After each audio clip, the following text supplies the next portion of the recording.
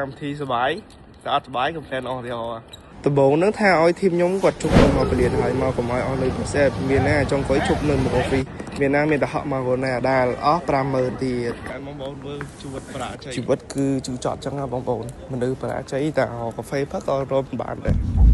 អញ្ចឹងមកមើលជាមួយនឹងដំណើរផ្សារប្រយុទ្ធវិញអូខេសួស្តីអ្នកនេះឥឡូវនេះម៉ោង 3 យប់អីឥឡូវនេះខ្ញុំបានមកដល់ពលានអន្តរជាតិឌីជូយើងអីដើម្បីយើងធ្វើការហោះហើរទៅកាន់ទីក្រុងហុងកុងចឹងសម្រាប់ fly យើងថ្ងៃនេះដែរគឺយើងហោះនៅម៉ោង 7:45 ចឹងយើងមកមុនបាន 3-4 ម៉ោងទៅកុំឲ្យមានបញ្ហាអីស្ទះចរាចរណ៍ឬក៏អីធ្វើអី let fly របស់យើងចឹងណាអញ្ចឹងនេះខ្ញុំដល់ម៉ោង 3 អញ្ចឹងខ្ញុំមកចាំគ្រួសារយើង43នាក់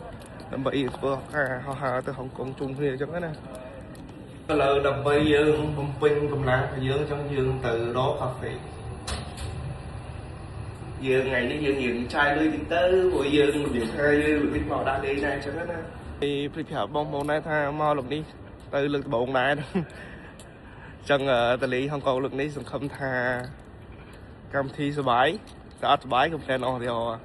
កំ plan ក្រុមហ៊ុនខ្លួនឯងអញ្ចឹងចាំមើលវីដេអូទាំងអស់គ្នាថានៅហុងកុង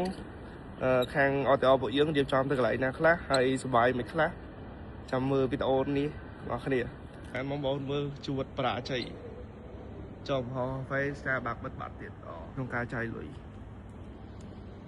มันមានសុំបីនេះមកជួបបងកាយយើងវិញប្រូសេហាបាទឥឡូវនេះយើងមកធ្វើការ check in VIP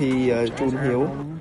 អញ្ចឹងឥឡូវនេះយើង check សម្បត្តិហោះ check អីហើយកុំភ្លេចយកទៅដកតាក់ផងប្រយ័ត្នអស់លុយប៉ាសពតខ្មែរយើងគឺយើងដកបានម្នាក់7រៀលហើយក្មេង3រៀលអញ្ចឹងនេះគឺជាកន្លែងដកតាក់របស់យើងដើរមកពីកន្លែងបងធំមកគឺខាងស្ដាំដៃយើងឃើញកន្លែងដកតាក់អញ្ចឹងបងប្អូនកុំភ្លេចដកតាក់ទាំងអស់គ្នា